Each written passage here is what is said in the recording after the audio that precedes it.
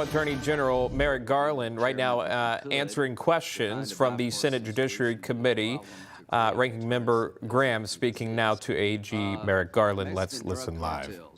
Should they be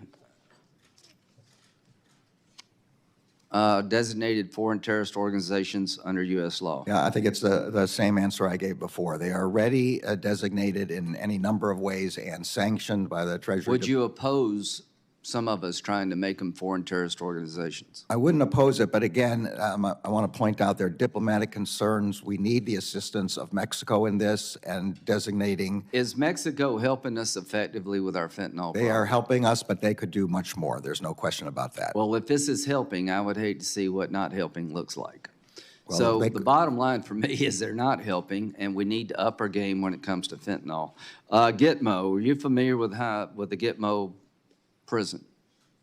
I haven't been there, if that's what you're asking. No, I mean, but you know that we have foreign terrorists housed there, is that right? I certainly do. Do you agree with me that under the law of war, an enemy combatant properly designated can be held to the end of hostilities? Yes, that's the law both of the circuit I was on before and the Supreme Court. Right. So do you agree with me that ISIS and Al-Qaeda is still at war with us? Yes, I do. So you agree that anybody associated with these organizations could be held indefinitely if they present a risk to the American people?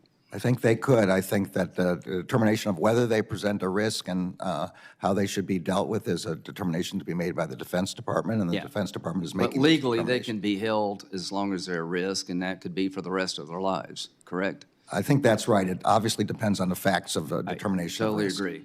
Do you believe Russia's committing crimes against humanity? I do.